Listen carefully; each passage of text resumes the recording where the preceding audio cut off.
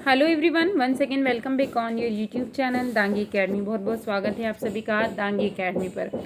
देखिए, इससे पहले आपको 6 लेक्चर में प्रोवाइड करवा चुकी हूँ, तो जिसमें मैंने आपको एक एक टॉपिक की डिटेल में स्टडी करवा दी थी और जो टॉपिक्स रिमेनिंग बच गए थे उनके ऑब्जेक्टिव्स मैं आपको इस वीडियो में प्रोवाइड करवाने वाली हूँ, जिससे आपका एक टेस्ट भी लगभग कंप्लीट हो जाएगा या जो किस टाइप से किसी भी टॉपिक से क्वेश्चंस पूछे जाते हैं ये आपको पूरा इसमें समझ में आ जाएगा।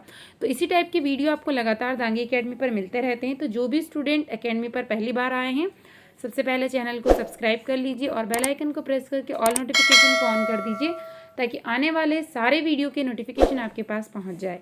और वीडियो अच्छा लगे तो लाइक ज़रूर कीजिए। इसके अलावा यदि आप किसी टॉपिक का वीडियो पहले चाहते हैं या कुछ इसमें नया चाहते हैं, या कोई बच्चे इंग्लिश मीडियम के हैं, इंग्लिश में वीडियो चाहते हैं, तो मुझे कमेंट जरूर कीजिए। मैं कोशिश करूंगी कि आपके लिए उसका वीडियो पहले प्रोवाइड करवा पाऊँ। तो आइए स्टार्ट करते हैं। फर्स्ट क्वेश्चन है, चुंबकीय पृथक्करण निम्न में से किसकी सांद्रता बढ़ाने के लिए प्रयुक्त किया जाता है।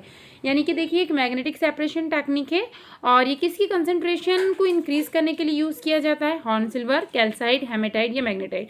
इंग्लिश में भी ऑप्शंस यही दिए जाएंगे, इन्हें जस्ट ट्रांसलेट करके हिंदी में नाम लिखा हुआ है। तो इसका आंसर देख लेते हैं क्या होना चाहिए। मैग्नेटिक सेपरेशन किसके लिए यूज़ किया जाएगा, तो आपको मालूम होगा जहाँ पर भी आयरन प्रेजेंस होता है वहीं पर मैग्नेटिक सेपरेशन की टेक्निक को यूज़ किया जाता है। तो देखिए, आपको मालूम होगा जो ओर है हेमेटाइट, ये आयरन का ओर होता है या किसका है, ये अयस्क लोहे का, तो इसमें यूज़ किया जाता है। नेक्स्ट क्वेश्चन देख लेते हैं।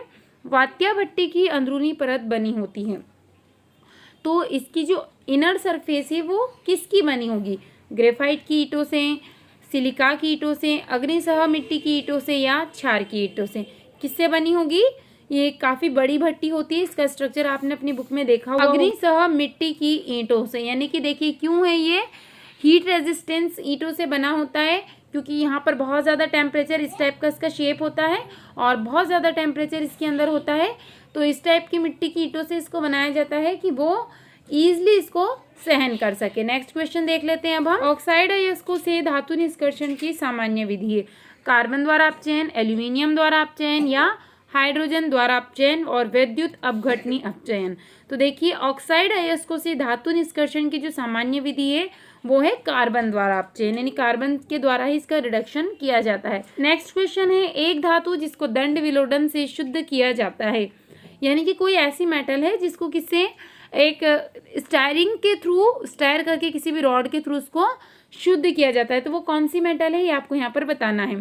तो देखिए, ये इसका जो सही आंसर, ऑप्शंस देख लीजिए पहले। सोडियम, फफोलेदार कॉपर, जिंक और सिल्वर। तो इसका आंसर हो जाएगा फफोलेदार कॉपर।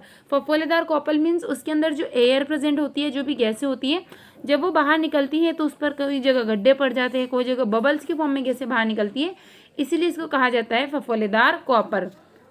नेक्स्ट क्वेश्चन है, यहाँ आपको मैच द कॉलम दिया हुआ है, इनको मिलाना है। तो आप पहले देख लीजिए क्या क्या दिए हैं आपको। साइनाइड प्रक्रम, झाग प्लवन विधि, विद्युत अपघटनी विधि, क्षेत्र परिष्करण, अत्यधिक शुद्ध, जेडएनएस का सांद्रण, एल्यूमिनियम का निष्कर्षण। तो देखिए, यहाँ पर ऑप्शंस आपको ज़्यादा दिए, यानी एक ऑप्शन आपको यहाँ पर रॉन्ग हो जाएगा। अब कौन कौन से आंसर जनरली यहाँ पर दिए उसके अकॉर्डिंग मैच कर लेते हैं, क्या क्या दिए हुए हैं आपको यहाँ पर, फिर हम मैच कर लेंगे।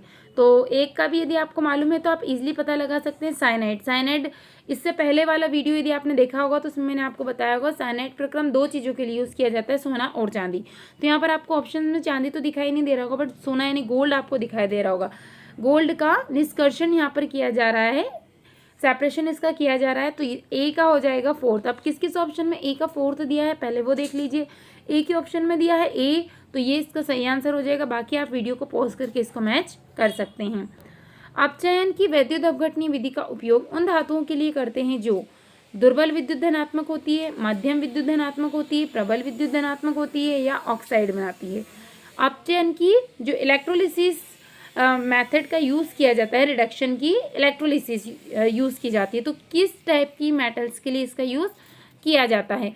तो यहाँ पर देखिए जो जो ऑप्शन दिए हैं, तो हमेशा ध्यान रखिए जब भी इलेक्ट्रोलिसिस की जाएगी और उसमें रिडक्शन की मेथड यूज़ की जा रही है तो वो प्रबल यानी स्ट्रॉन्ग इलेक्ट्रोलाइट, किस टाइप के इलेक्ट्रोलाइट, अब स्ट्रॉन्ग में भी पॉजिटिव इलेक्ट्रोलाइट के लिए यूज़ यहाँ पर विद्युत धनात्मक होती है। प्रबल विद्युत धनात्मक यानी पॉजिटिव इलेक्ट्रोड वो होते हैं हमेशा स्ट्रॉन्ग, ये ध्यान रखिए आप।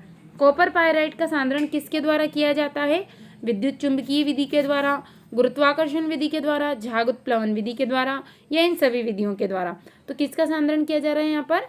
कॉपर पायराइट का। तो कॉपर पायराइट का हमेशा ध्यान रखिए, मोस्टली जो मेटल्स होती हैं उनमें क्या है, झाग उत्प्लवन विधि या फेन जिसे कहा जाता है उसके थ्रू इनका सेपरेशन यहाँ पर किया जाता है। फेन उत्प्लवन विधि प्रयुक्त की जाती है, किसके लिए यूज़ की जाती है? तो ये भी इससे पहले वाले वीडियो में मैं आपको अच्छे से समझा चुकी हूँ। तो ये किसके लिए की जाती है? ऑप्शन देख लीजिए, ऑक्साइड अयस्कों के लिए, सल्फाइड अयस्कों के लिए, क्लोराइड अयस्कों के लिए, या फिर अमलगम के लिए। तो ये की जाती है क्लोराइड अयस्कों के लिए। किसके लिए की जाती है? क्लोराइड अयस्कों के लिए। नेक्स्ट क्वेश्चन देख लेते हैं। वह धातुकर्मी विधि जिसमें अयस्क संगलित अवस्था में प्राप्त होता है कहलाती है प्रगलन, भर्जन, निस्तापन या झाग उत्प्लवन विधि। तो ये कहलाती है प्रगलन। विद्युत धातुकर्मी विधि का उपयोग निम्न में से किसके निष्कर्षण में होता है? आयरन के, लेड के, सोडियम के, या एजी यानी क्या होता है? सिल्वर। किसके लिए यूज़ किया जाता है विद्युत धातुकर्मी विधि का? तो ये जनरली किया जाता है, आपका जो जो ऑप्शन दिए उसके अकॉर्डिंग पहले आपको हमेशा आंसर देखना पड़ेगा कि किसके लिए यहाँ पर किया जाता है। तो देखिए ऑप्शंस के अकॉर्डिंग हो जाएगा आपका आंसर यहाँ पर सोडियम। किसके इसमें किया जाता है? सोडियम के इसमें। नेक्स्ट क्वेश्चन है, मान विधि किसे प्राप्त करने में प्रयुक्त होती है? एक मेथड है और किसको ऑब्टेन किया जाता है इस मेथड के थ्रू? निकिल को, या H2SO4 HNO3 या NH3, किसको ऑब्टेन किया जाता है? तो ये किया जाता है आपका निकिल यानी Na को। स्वतः अपचयन विधि का प्रयोग इनके निष्कर्षण में होता है। स्वतः अपचयन विधि यानी ऑटो रिडक्शन मेथड का यूज़ किसके लिए किया जाता है? किसको सेपरेट करने के लिए किया जाता है? कॉपर और मरकरी, Zn मरकरी, या कॉपर एल्यूमिनियम, आयरन और लेड। ऑप्शंस यहाँ पर दिए, आपको पेयर में दिए हैं, तो उसमें से आपको एक पेयर निकालना है कि किस किस में इसका उपयोग किया जाता है। तो ध्यान रखिए कॉपर एंड मरकरी। फॉर्मूला भी आपको जो सिंबल दिए हैं वो भी ध्यान रखना है और इनके नाम भी ध्यान रखना है। कभी कभी नाम भी यहाँ पर दे दिए जाते हैं। धातुकर्म में अम्लीय अशुद्धि हटाने में प्रयुक्त गालक है सिलिका, चूने का पत्थर, सोडियम क्लोराइड या सोडियम कार्बोनेट। किसको किया जाता है इसके थ्रू? तो ये है आपका आंसर इसका, चूने का पत्थर। चूने के पत्थर में अम्लीय शुद्धि को, जो एसिडिक इम्प्योरिटीज होती है उसको हटाने में चूने का पत्थर का यूज यहाँ पर किया जाता है। नेक्स्ट क्वेश्चन, निम्न में से किसके सांद्रण की उपयोगी विधि सांद्रण रासायनिक लीचिंग है? कॉपर पायराइट, बॉक्साइट, कैसिटेराइट या गैलेना। किसके इसमें किया जाता है? तो बॉक्साइट में। नेक्स्ट क्वेश्चन है, लोहे के धातुकर्म में उत्पादित होने वाला धातु मल है, यानी इसमें से किसका प्रोडक्शन होता है लास्ट में? जो जो ऑप्शंस दिए, तो जनरली आपका जो लोहा है तो लोहे के साथ में उसकी इम्प्योरिटीज तो बिल्कुल आएगी ही आएगी। तो ऑप्शंस आप इजीली पढ़ सकते हैं यहाँ पर। तो देखिए इसका जो सही आंसर हो जाएगा वो होगा CaSiO3। तो ये क्वेश्चन आप अच्छे से पढ़ लीजिए। लोहा हमने निकाल लिया और बाद में जो इम्प्योरिटीज बची है वो ये रहेगी, कैल्शियम की सिलिकेट ऑक्साइड। कैल्शियम और सिलिकेट के ऑक्साइड्स की इम्प्योरिटीज इसमें मिल जाएगी आपको। वात्या भट्टी में आयरन के प्रगलन में निम्न प्रक्रम प्रयुक्त नहीं होता है, यानी कौन से स्टेप्स यूज नहीं की जाती है? ऑक्सीकरण, अपचयन, विघटन या ऊर्ध्वपातन। तो ऑक्सीडेशन नहीं होता है, रिडक्शन नहीं होता है, या यहाँ पर विघटन यानी किसी भी चीज़ को क्या कर रहे हैं? ब्रेक कर रहे हैं, छोटे छोटे पार्ट्स में इसको तोड़ रहे हैं। और सब्लिमेशन, ऊर्ध्वपातन। तो सब्लिमेशन तो जनरली इसमें यूज़ किया ही नहीं जाएगा, तो आंसर हो जाएगा इसका ऊर्ध्वपातन, या इंग्लिश में से कहा जाता है सब्लिमेशन। निम्न में से कौन सी धातु मुक्त अवस्था में नहीं प्राप्त होती, यानी फ्री स्टेट में नहीं मिलेगी? चाहिए इसकी ऑक्साइड के फॉर्म में मिलो, और के फॉर्म में मिलो, या कुछ इम्प्योरिटीज या किसी अदर मेटल के साथ में मिलो, पर ये कभी भी प्योर फॉर्म में नहीं मिलेगी। तो सोडियम, सिल्वर, गोल्ड या लेड, ऐसी कौन सी मेटल है वो? तो ध्यान रखिए हमेशा सोडियम। सोडियम कभी भी फ्री स्टेट में आपको नहीं मिलेगी, क्योंकि यदि इसे फ्री भी रखा जाएगा तो जनरली ऑक्साइड का फॉर्मेशन ये कर लेगी। वैद्युत धातुकर्मी विधि का उपयोग निम्न में से किसके निष्कर्षण में होता है? कॉपर, आयरन, सोडियम या यहाँ पर सिल्वर। किस किस केस में यूज़ किया जाता है? तो ये वाला ऑप्शन आप पहले भी देख चुके हैं, तो इसका आंसर हो जाएगा सोडियम। स्वर्ण जलीय धातु कर्म प्रक्रम द्वारा निष्कर्षित हो जाता है, यहाँ किसके गुण पर आधारित है? विद्युत धनात्मक गुण, कम क्रियाशीलता, जल में विलय संकुल निर्मित करने और जल में विलय लवण निर्मित करने के लिए किस किस में इसका उपयोग किया जाता है? तो इसका जो आंसर है वो हो जाएगा ऑप्शन नंबर सी, जल में विलय संकुल निर्मित करने के लिए स्वर्ण जली धातुकर्म प्रक्रम द्वारा निष्कर्षित हो जाता है। लोहे पर जंग लगने की घटना उत्प्रेरित होती है। उत्प्रेरित यानी कैटालिटिक एक्टिविटी है, या तो जो आपका रस्टिंग ऑफ आयरन हो रहा है किस टाइप की कैटालिटिक एक्टिविटी है, आयरन के द्वारा, O2 के द्वारा, H+ आयन के द्वारा, या Zn के द्वारा, किसके थ्रू होती है ये पूरी प्रोसेस? तो ध्यान रखिए ये H+ आयन के द्वारा होती आयरन पर है, ऑक्सीजन भी प्रेजेंस रहेगी, लेकिन किसके थ्रू, कौन कैटालिस्ट है यहाँ पर? तो हाइड्रोजन आयन कैटालिस्ट है आपका, ये ध्यान रखिए आप। नेक्स्ट क्वेश्चन है, संचारण के विषय में निम्न दिए गए कथनों पर विचार करना है। कैथोडिक रक्षण में बाह्य धातु के अनुप्रयोग द्वारा कैथोड बनाई जाती है। जंग का रासायनिक सूत्र दिया है। स्टेनलेस स्टील एक जंगरोधी उपधातु है।